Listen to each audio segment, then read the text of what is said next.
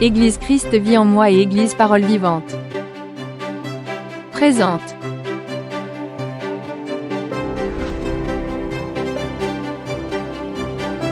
Prédication du jour.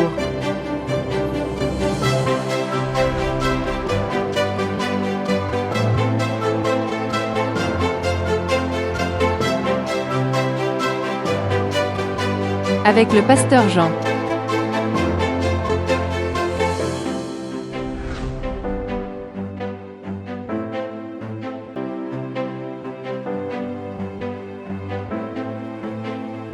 Dieu vous bénisse. Bienvenue frères et sœurs à la prédication du jour de ce soir. Et la prédication du jour de ce soir, nous allons parler de renforcer notre foi. Renforcer notre foi avec la grâce de Dieu. Ceux qui ont une Bible, nous allons prendre un texte biblique qui se trouve dans les livres des Hébreux, chapitre 11, verset 1. Et nous lisons la parole au nom du Père, du Fils et du Saint-Esprit. Et la parole dira ainsi: la foi est donc la certitude des choses qu'on espère et la conviction des choses qu'on ne voit pas. Alléluia. Pour renforcer, frères et sœurs, notre foi, comme dit le texte, que c'est la certitude des choses qu'on espère et la conviction des choses qu'on ne voit pas, alors pour renforcer notre foi et notre confiance davantage envers Dieu, aujourd'hui, nous devons chercher avec conviction, avec certitude et avec espérance, nous devons chercher les promesses de Dieu à travers les prières, à travers la lecture, et ici, nous mettrons plus de confiance envers notre Dieu. Mais aujourd'hui, je veux te parler de quelque chose de très très important, car la foi et ces temps difficiles, la foi est dure en ces temps difficiles d'avoir de la foi. Nous devons renforcer, frères et sœurs, notre foi et apprendre à faire davantage confiance à notre Seigneur Jésus-Christ. Alléluia. Et c'est pour ça que j'espère que ce message d'Hébreux 11, 1 va nous inspirer, il va nous aider à grandir spirituellement. Et je préfère qu'aujourd'hui Dieu n'ouvre notre connaissance, notre intelligence, mais aussi nous devons ouvrir nos cœurs et notre esprit pour comprendre et entendre ce que Dieu a pour nous aujourd'hui. Alléluia. Et j'ai une question banale, simple. Qu'est-ce que c'est et qu'est-ce que c'est la foi? Définition biblique de la foi. La foi, c'est croire aux promesses de Dieu, même lorsque nous ne pouvons pas les voir. Car la Bible définit dans la foi, dans le livre des Hébreux 11, comme la fermeté des choses qu'on espère et la conviction des choses qu'on ne voit pas. Et cela signifie faire confiance à Dieu et à ce qu'il a dit, même si nous ne pouvons pas le voir avec notre propres yeux. Alléluia. Car la foi est un acte de notre âme qui nous rend complètement dépendants du Christ pour tout ce dont nous avons besoin et dans toutes les circonstances. Cette définition va nous aider à comprendre que la foi est une confiance totale et continuelle envers Dieu.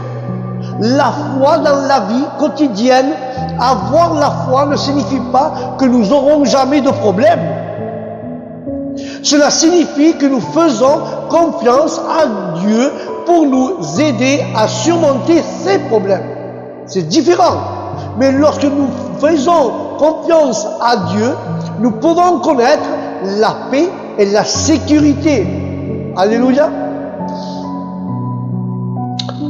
Même dans les grands moments difficiles de notre vie.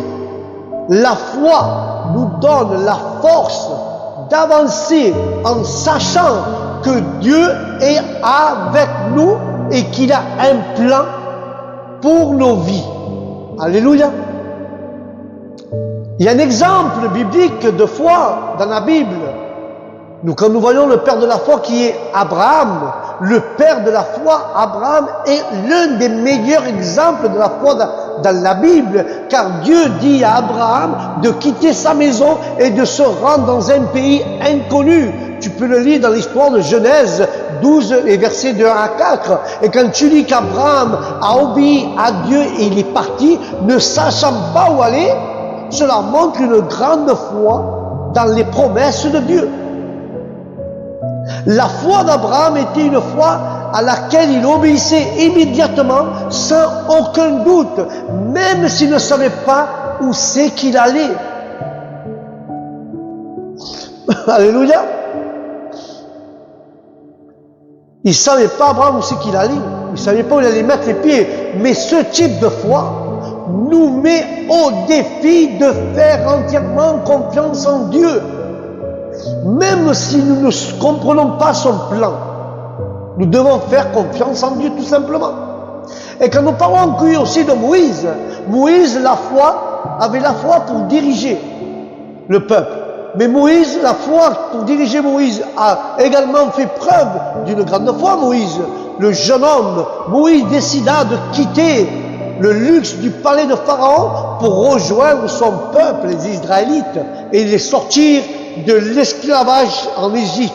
Tu peux le lire dans le livre des Hébreux 11, à partir du chapitre 24 à 27. Et quand tu vois cela, tu peux lire cela, que Moïse a fait cela par la foi. Il a cru à ce que Dieu l'a dit. Car la foi de Moïse lui a permis de voir au-delà des plaisirs temporels et de choisir la récompense éternelle de Dieu. Cet exemple nous montre, frères et sœurs, que la foi nous permet de prendre des décisions difficiles en faveur de la volonté de Dieu. Et nous allons voir encore un exemple sur un personnage biblique qui est David. David, la foi au combat de David, le jeune berger, a également fait preuve d'une grande foi face au géant Goliath. Tu peux le lire dans le premier livre de Samuel, chapitre 17 et versets 45 à 47. Quand David dit, vous venez contre moi avec l'épée, la lance et le javelot, mais je viens contre vous au nom de l'Éternel, le Tout-Puissant, le Dieu des armées d'Israël que vous avez défié. Voilà ce qu'il a dit David pour combattre Goliath, qui venait au nom de l'Éternel. Car la foi de David en Dieu lui a été donnée, il lui a donné la victoire sur Goliath, car il a cru que Dieu allait lui donner la victoire, et par la foi, il a détruit Goliath. Car la foi peut détruire ton Goliath, ton géant. Je ne sais pas si ton géant, c'est ta crainte, c'est ta peur, c'est ton problème, c'est ton infirmité, mais crois-le par la foi que tu peux vaincre ce géant. Si tu mets la foi et ta confiance en Dieu, ton géant va être détruit au nom de Jésus. Alléluia. Car la foi de David était tellement grande, frères et sœurs, qu'il a vaincu Goliath. La foi de David nous montre que peu importe l'ampleur de nos problèmes, Dieu est plus grand que nos problèmes. Il peut nous donner la victoire. C'est un exemple de courage. Et je vous encourage à faire confiance en Dieu dans toutes les situations grandes ou petites que vous passez. Dieu va vous aider et je vous encourage à mettre votre confiance et Dieu vous donnera la victoire au nom de Jésus. Alléluia. Et tu vas me poser encore une question. Comment renforcer ma foi? Écoutez bien la parole de Dieu, frères et sœurs, dans Romains 10, 17. La parole nous dit ainsi. Ainsi, la foi vient de ce qu'on entend, et ce qu'on entend vient de la parole de Dieu. Cela signifie qu'en lisant et en écoutant la Bible, notre foi grandit. Car la Bible est la parole de Dieu et nous enseigne qui est Dieu et ce qu'il veut de nous et ce qu'il fait pour nous. Alléluia. Car la parole de Dieu non seulement informe notre foi, mais elle la transforme également. Cela nous montre qui est Dieu, ce qu'il fait pour nous.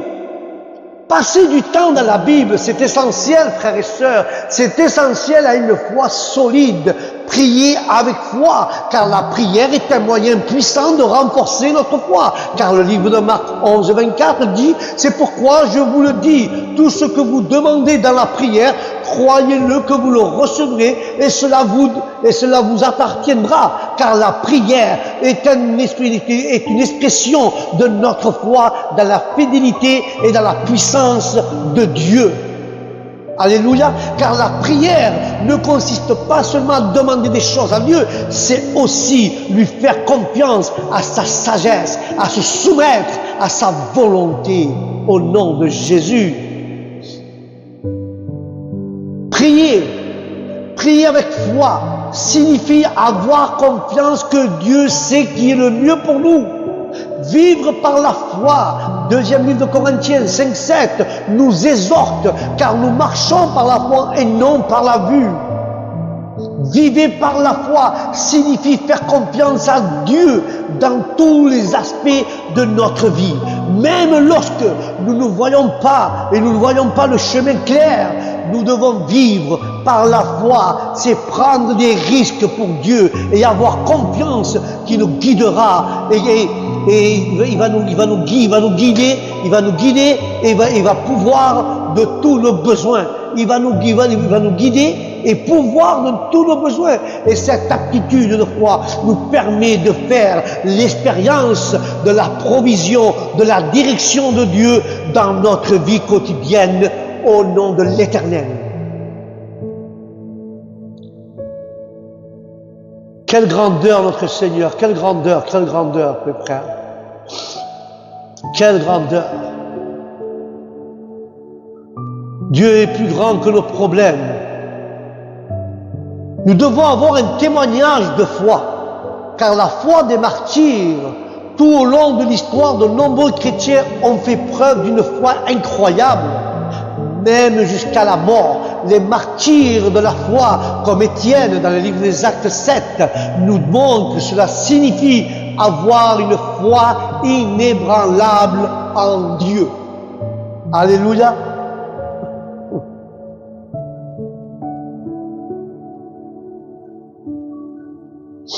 Car la foi des martyrs nous met au défi de vivre avec une profonde conviction et une confiance totale en Dieu.